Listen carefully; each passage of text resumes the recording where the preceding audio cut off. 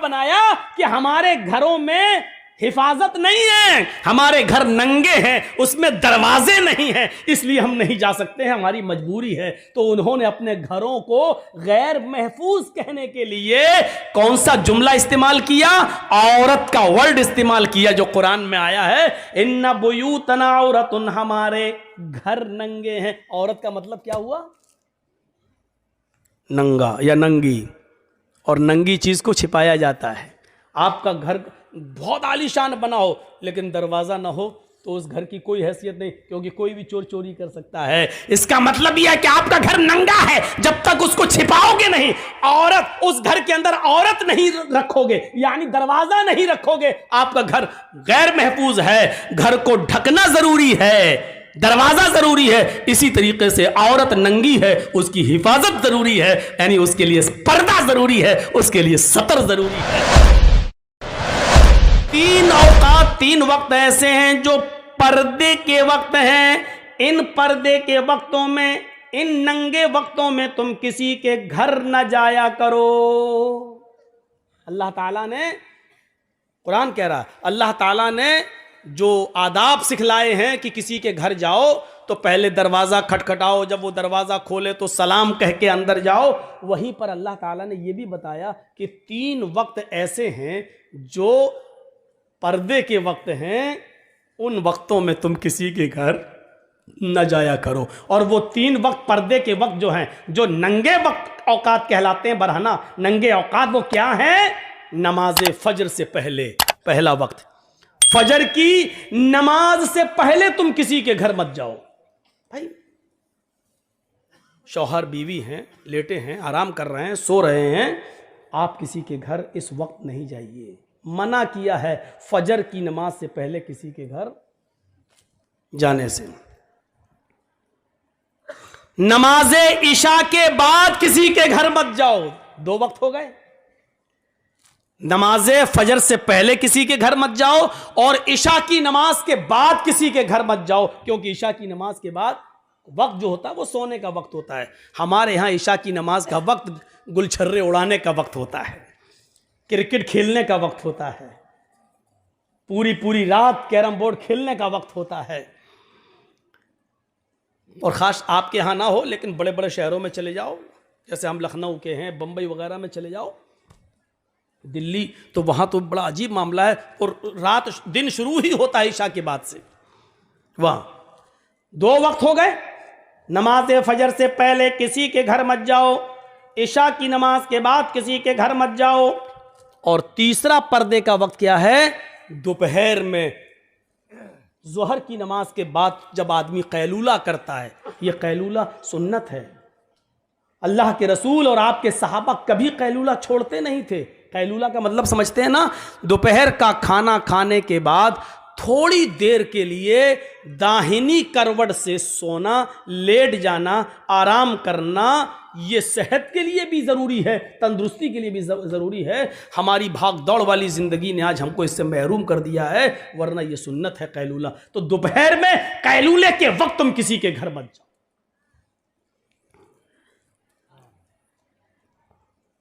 तो ये तीन वक्त पर्दे के वक्त बताए हैं, किसी के घर इन वक्तों में नहीं जाना चाहिए।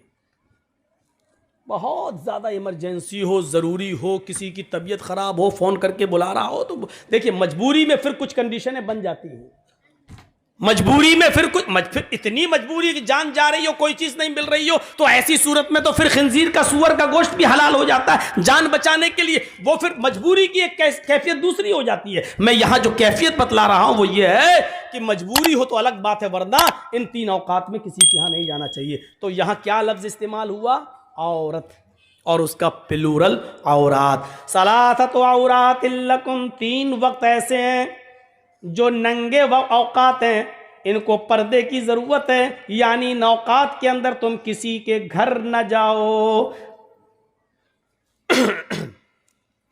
एक जंग हो रही थी, जंग अहज़ाब, ग़ज़वे अहज़ाब के नाम से मशहूर थी। अल्लाह के नबी ने जब सहाबा से उस ग़ज़वे में निकलने के लिए गुजारिश की कि निकलो उस जंग में, तो जो मुनाफिक थे, मुनाफिक जानते हैं ना, उसको बताने की ज़रूरत नहीं। आज थोड़ा सा गर्म पानी रखिएगा क्योंकि लगता है कि जाएगी आवाज़।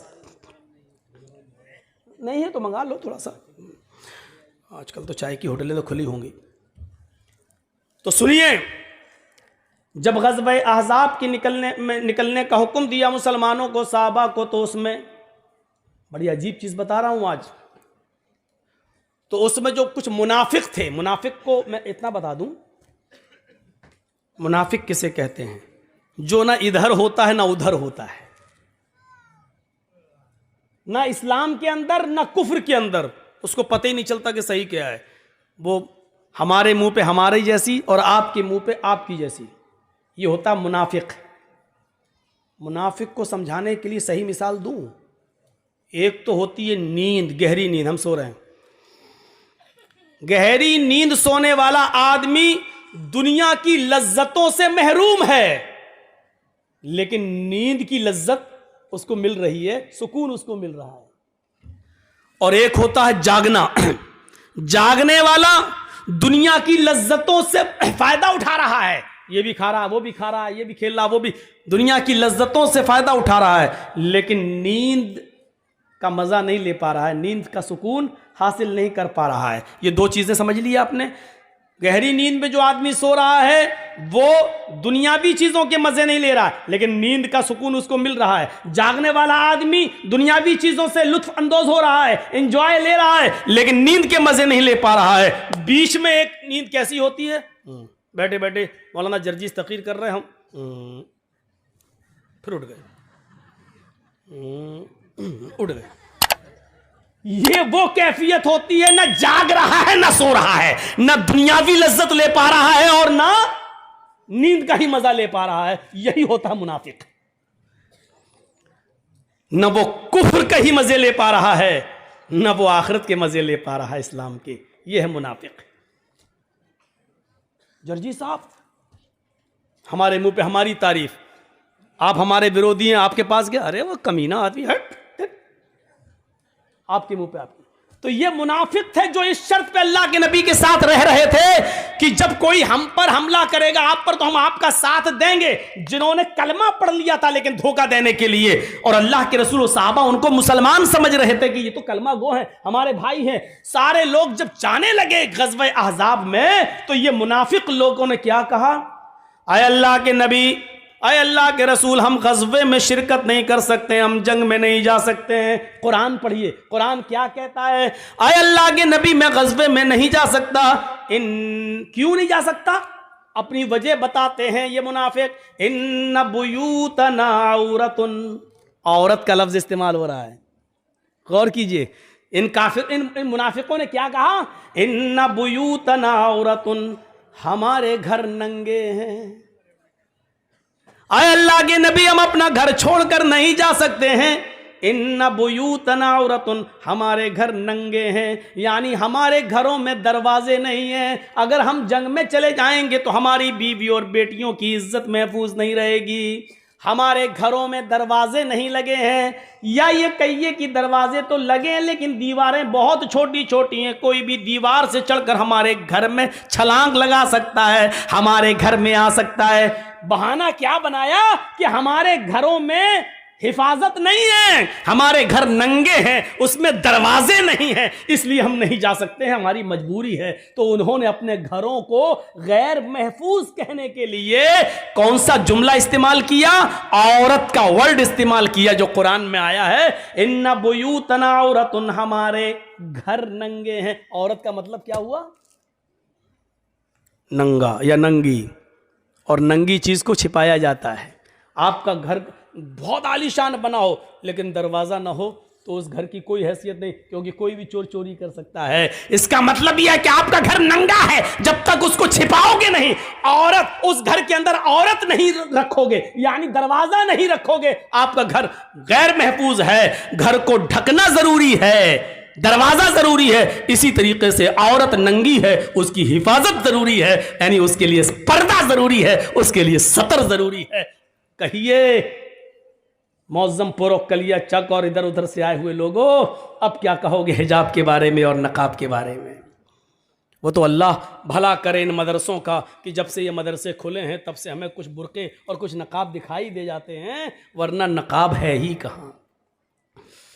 आज भी हमारे यहां और यानियत और जहालत का आलम यह है कि आज भी हमारे घरों की औरतें घरों में नहीं, हमारे मोहल्लों में बने हुए तालाब में नहाती हैं, और उन तालाबों में नहाती हैं जहां से मर्दों का गुजर भी होता है। आज भी हमारी जहालत और हमारी और यानियत और हमारे नंगेपन का हाल यह है कि हम समझ ही नहीं पा रही हैं कि हमें घर के अंदर जिस औरत के सर का एक बाल तक दिखना जायज न हो, वो ऐसे तालाब में नहाए जो सड़क पर बना हो, सड़क के किनारे, और जहां मर्द भी गुजर रहे हो और औरतें भी गुजर रही हो। मेरे प्यारे साथियों, इसको हम जहालत और यानियत के अलावा और कोई दूसरा नाम नहीं दिया जा सकता, इसको सुनना पड़ेगा। परंपरा कह लो, रवाज कह लो, लेकिन परंपरा और रवाज जब गलत हो तो उसको बदलना चाहिए, उसको चेंज करना चाहिए।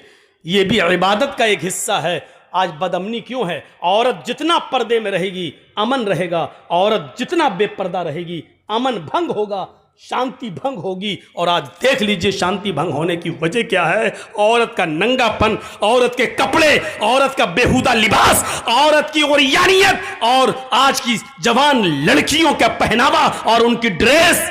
मैं जानता हूं कि हमारी इस तकरीर को भी तोड़ मरोड़ कर पेश किया जाता है। साहब, औरत की आज़ादी छीनी जा रही। वो मिसाल मैंने कभी दी थी ना, शायद आपको याद होगा।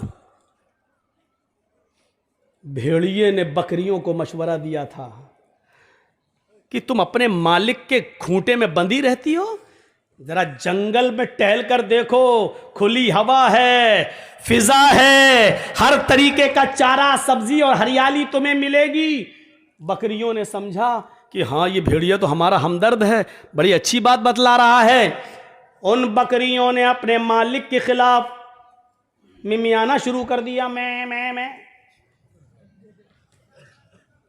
मालिक ने उस बकरियों के पास आकर जायजा लिया तो पता चला कि ये बकरियां खूंटे से निकलना चाहती हैं।